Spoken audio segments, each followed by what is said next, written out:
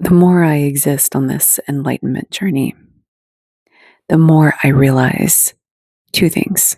The first is that I really, really thought I was further along than I was. And it turns out that I'm actually still a beginner in many respects. And it's humbling. And the second is that we are instruments.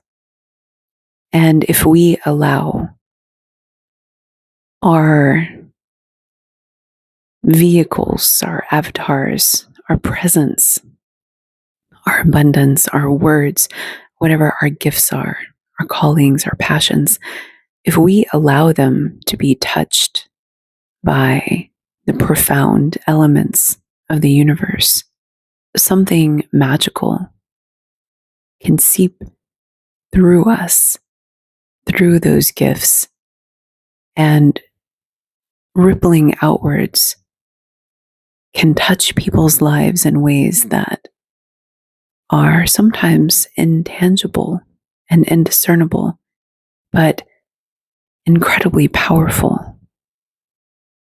Some time ago, I was visiting family and I went to church. I hadn't been to church in, probably 20 years. And it was mind bending, actually, to go back because I grew up in the church and I had a devout relationship with the institution and dogma as a whole. And I found it very interesting to study. And I would read Bibles and look at the different variations and take notes and try to understand what the lessons were. But at some point, I became agnostic/atheist. I would sort of veer in between those two categories. And I lost my faith. I lost my faith in people, in magic, in God, or any sort of presence of any intelligence. And I began to see the world operating from unconsciousness. This was a time that was very hard in my life. The people that I chose to surround myself with, out of all the options that I had, I chose the ones that would deliver the hardest lessons.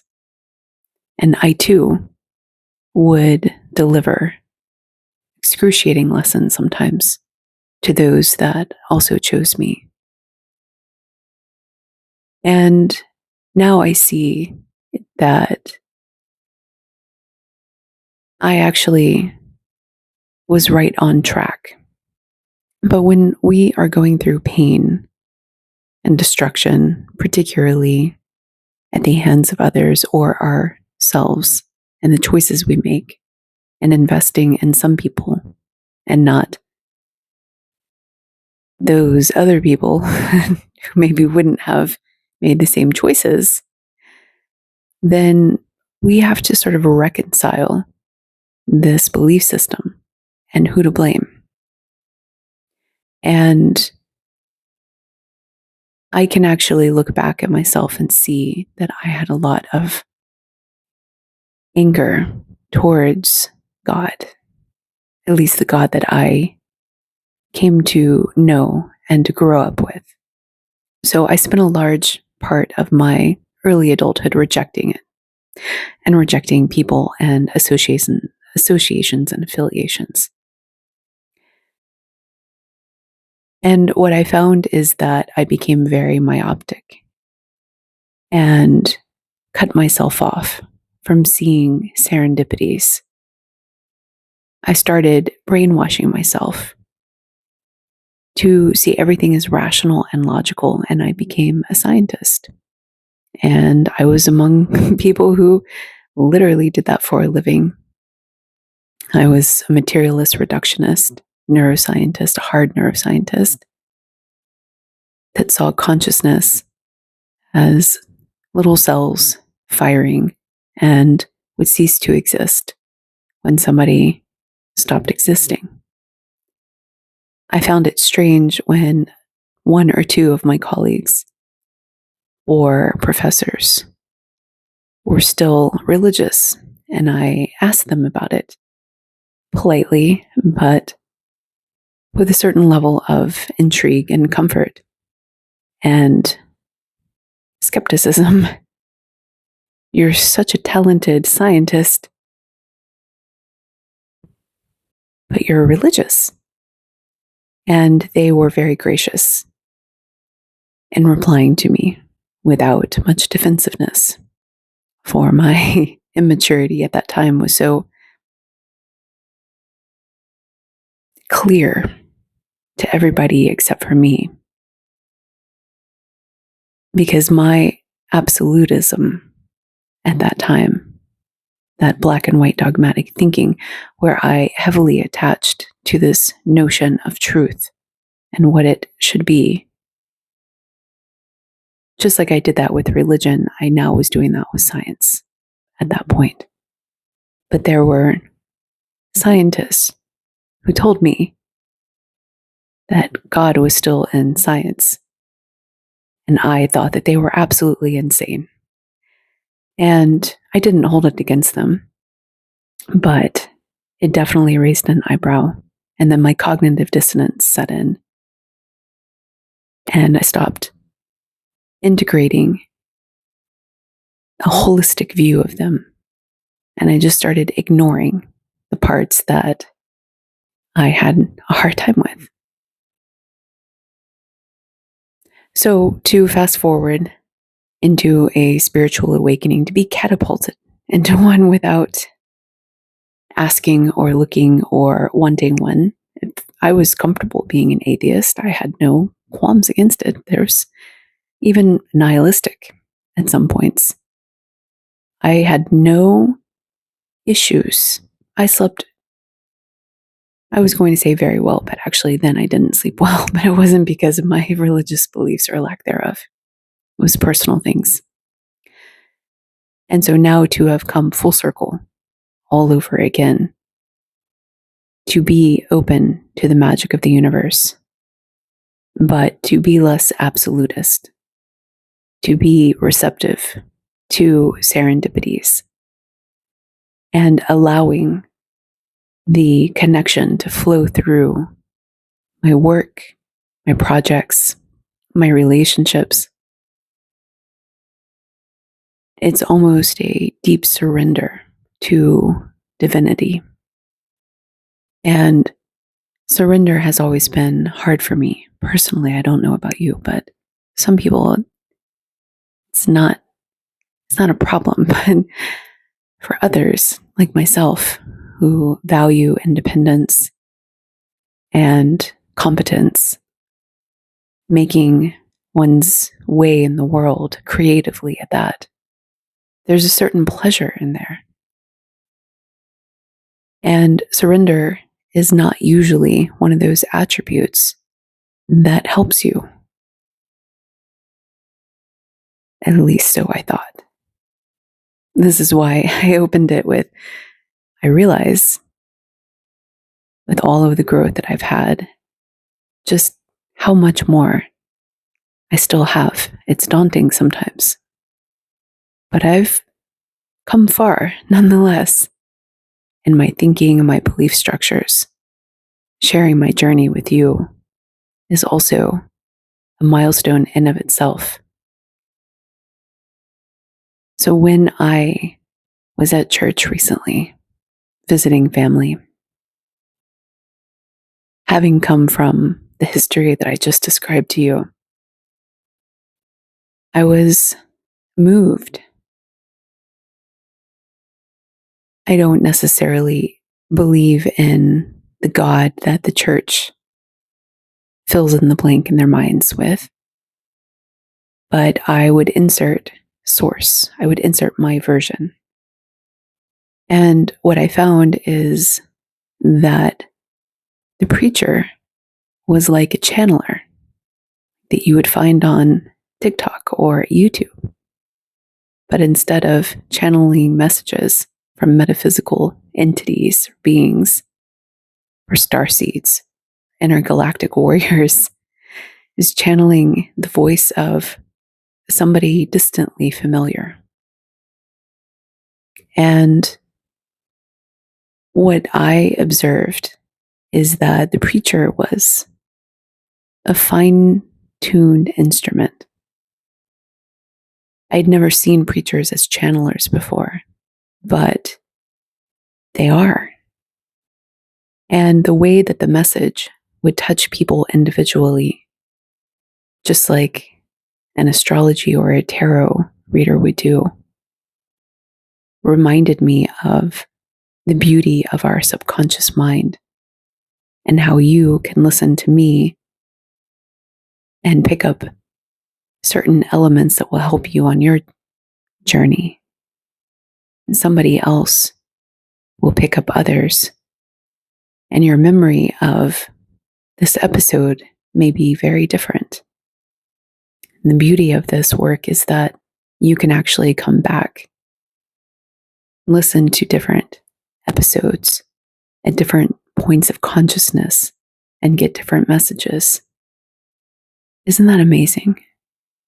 That's how beautiful the architecture of the mind is and the states of awareness.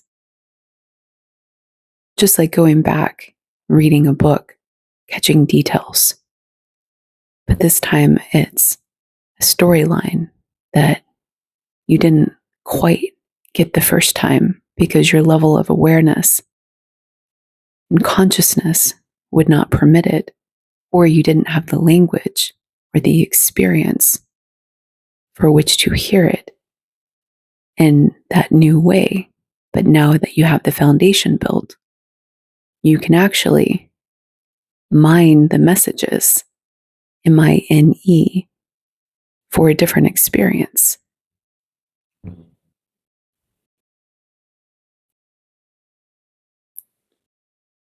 At the church that I went to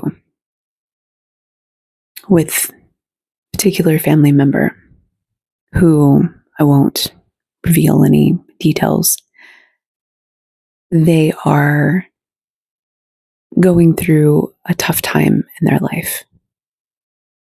And there was some personal things that happened that caused some delays and some, what I perceive to be a little bit of chaos in my life. I have a very peaceful life, so it's, when I say that, it's not significant, but logistics not lining up and things falling through and, annoyances. I actually wondered if I had not been there on that particular day, if they would have gone, because it seemed like they may have spent some time alone, taking care of their emotional needs or some other parts of their life, and not going to church that day. But because I was there, it was sort of an event. Let's do this. And when I heard the sermon, I realized how profound it was of a message for them. Strikingly so, like almost as though the message had been crafted for them and others who were sharing that story in the room, that narrative structure. And I had this feeling as though I was an instrument, that there was something about these annoyances that had pulled up with the divine coordination of helping things to work out for everybody. For me, I saw it as inconveniences and chaos, to be a little dramatic. And for somebody else, it was orchestrating them to get to church, to hear this message, because it was a life-changing message. It had the power of that. Now, what they do with it is up to them. But it had the power of shifting their mindset so profoundly that if they heeded the advice and listened, then they could walk out of a long-standing prison. And it could open them up to community and friendship and support and things that would be very beneficial for them to help lift some of the darkness that they're experiencing in their personal life. And as I sat there and was blown away by the message and the experience of everything, but putting my own spin on it, of course, and receiving it with my own flavor, I was reminded of a gentleman that I had met in Bali on one of my travels.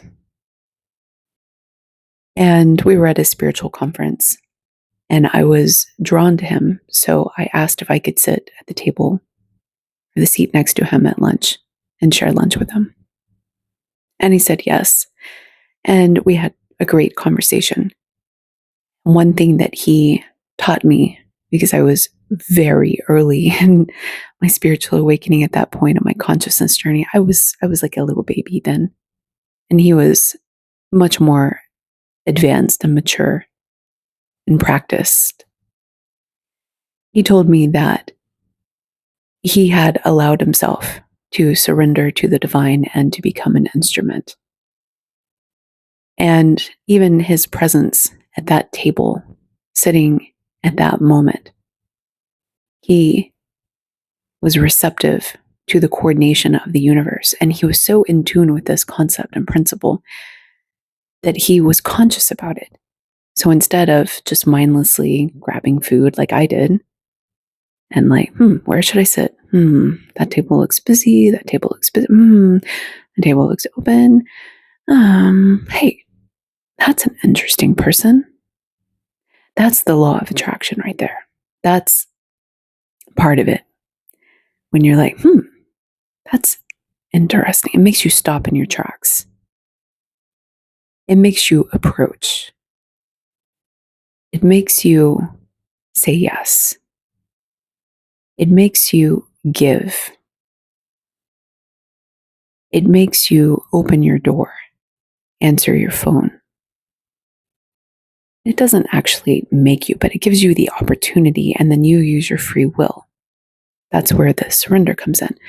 And when you're not awake to this, you're not necessarily mindful in the same way as when you're practicing surrendering and being an instrument, because it's a different frequency. It's actually a different state of concentration.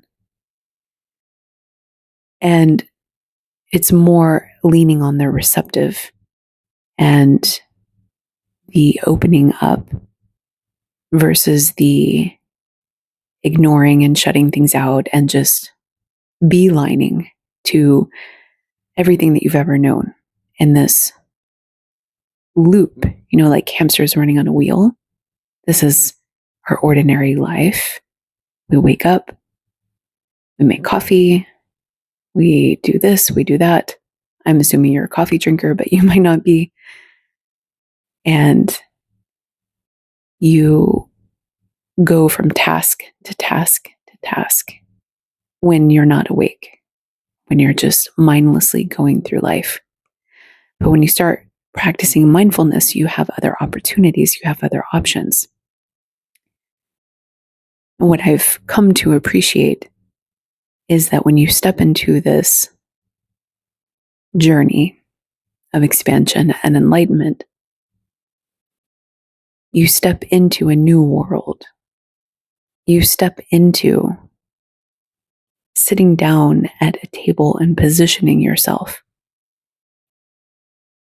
for the next person whose life you're going to touch in a small but significant way, intangible even, indiscernible to you in that moment, but will have a rippling effect of helping them to understand something, to learn something, to receive something, to plant a little seed that will sprout and turn into this magnificent tree of life in their journey. But you're almost the person that just comes and plucks a little weed before you move on, or you water it a little bit, or you're actually the one that plants that seed and somebody else comes and waters it.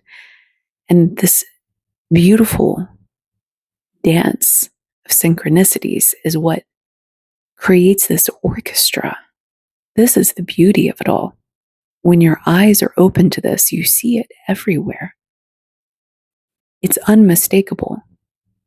You see it in people who are orienting to service, such as pastors and preachers and churchgoers, or metaphysical teachers, all sorts of people. These are just two categories. And when your eyes start to open up to it, you start to realize the abundance is far more than perhaps you ever realized. The help that's out there for you is literally everywhere you turn. Strangers will go out of their way sometimes to help you in a moment of need that they don't fully understand, but they feel compelled through this, quote, law of attraction. These are just words and concepts that other people have put together to describe these phenomena. And so when we understand that the phenomena exist and they're just waiting for us to see it, it's like we are living in a magical, amazing reality. And I know sometimes it may not feel that way, especially when you are presented with what you perceive to be chaos or annoyances or setbacks or logistics not working through the way that you want it to. But when you understand that divine timing, again, just a concept, the timing and the order of the universe, which exists beyond you, which serves more than your desires, but perhaps somebody else really important in your life who needs it at that time. When you see that and you feel that and you know that, the surrender is easy.